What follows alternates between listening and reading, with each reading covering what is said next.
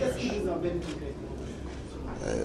Mes chers amis, je ne vais pas me passer peut-être de vous transmettre à mon cher frère et ami, le président Roch de la République sœur du Burkina Faso, et qui d'ailleurs vient d'être investi après cette brillante élection.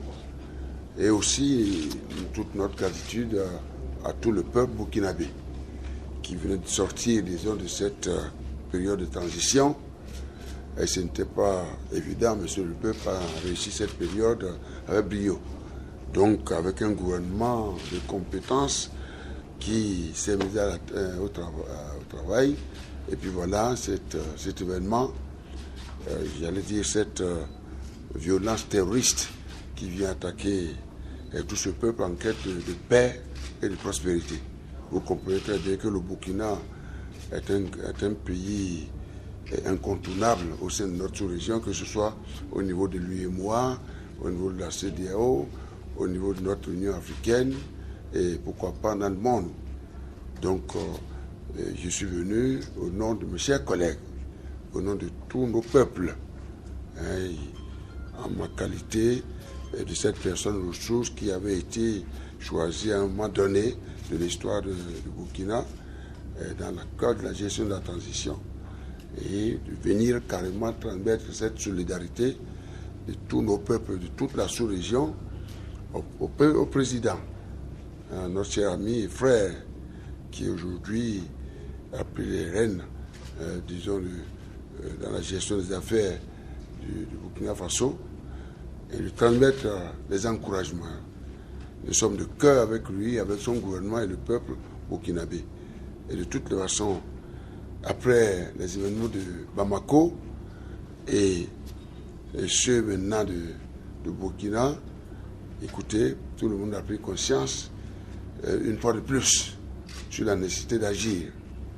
Nous n'allons pas nous laisser faire. Nous devons, je crois qu'au niveau national, le peuple burkinabé est déjà connu par son courage, comment mutualiser les efforts à l'intérieur de ce pays, la société civile, les jeunes, les femmes, etc., et pour ensemble, je dis bien, ensemble organiser une union sacrée pour consolider la sécurité, parce qu'il faut passer par elle pour aller à la prospérité. Et je crois que c'est l'idéal que recherche le président et son gouvernement. Nous étions à cette investiture, et quoi le message qu'il a passé, nous l'avons reçu 5 sur 5, et tout le peuple burkinabé, nos peuples en sont rassurés. Alors donc, moi, je crois que, monsieur le président, nous sommes venus nous encourager, et il n'y a pas de doute, nous sommes avec vous. Et les mesures que vous êtes en train de prendre aujourd'hui, pour nous considérer que nous sommes à côté de vous. Et au-delà, la question, monsieur le président, vous l'avez dit dans votre message d'ailleurs, sur la répartition du fruit et de la croissance, le travail d'abord, et comment répartir la croissance, éviter les exclusions, donner déjà sa vision sur la lutte contre le chômage, le sous-emploi des jeunes, etc. Parce qu'il y a une corrélation nette entre la sécurité et le développement. Et je crois que nous en sommes conscients au niveau de nos différentes communautés économiques régionales. J'ai eu cet entretien avec madame la présidente de la commission de l'Union africaine avant de venir. Et donc au niveau de la CEDEAO, là aussi, le dernier sommet, il rappelait que cette question de la libre circulation des personnes au niveau de nos frontières, nous sommes arrivés à donner déjà une carte d'identité. Mais au même moment, comment concilier cela avec la mobilité transfrontalière et les questions, j'allais dire, de terrorisme. Et là également, c'est un débat qui est à l'ordre du jour et nous avons prévu nous retrouver, et je crois au cours d'une session extraordinaire, et conformément à mes entretiens avec le président Macky Sall, qui assure en ce moment la présidence de la communauté économique des États de l'Afrique de l'Ouest. Et pour tenir compte aujourd'hui de ce qui vient nous frapper, en fait, ce n'est pas le Burkina seul qui a été frappé. C'est toute une sous-région, et je pense que nous n'allons pas croiser les bras. Nous allons réagir et riposter. Donc sur cette base-là, à une session extraordinaire, nous aurons l'occasion d'ouvrir, disons, les débats pour passer directement aux actions. Nous aurons besoin certainement de mettre en place des structures en place pour que nous puissions échanger les informations, les renseignements, etc. et travailler ensemble et que les points focaux, les sensibles, les hôtels, etc. soient mieux gardés, que nous puissions mutualiser nos ressources au sein de nos sous-régions et pour que nous puissions en finir avec l'insécurité. Parce que aujourd'hui, la question, c'est à qui le tour?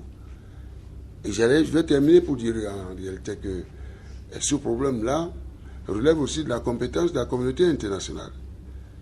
Et le secrétariat général des Nations Unies sait très bien que je suis arrivé pour voir le président, son gouvernement et le peuple burkinabé.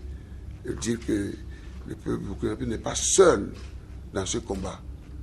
Et de ce point de vue, je crois, nous avons apprécié le programme d'action du secrétaire général des Nations Unies, Ban Ki-moon, qui a mis au fronton de ses priorités la question de la gestion de nos États pour faire face à la violence terroriste. Ceci est très important. Et ceci dit, je pense que nous sommes en train de croire qu'en ce qui concerne, en relation avec ce qui va se passer au Mali, eh bien, les accords de l'Alger doivent être respectés. Et ça, nous serons intraitables sur cette question-là. Les accords d'Alger doivent être traités. La question de la Libye, etc., est bien remis sur la table à l'ordre du jour au niveau du Conseil de sécurité et que nous, par la suite, naturellement, que nous puissions lancer un appel pour une concertation internationale. Ce que nous avons déjà fait ne suffit plus parce que l'ennemi est en train de changer de stratégie.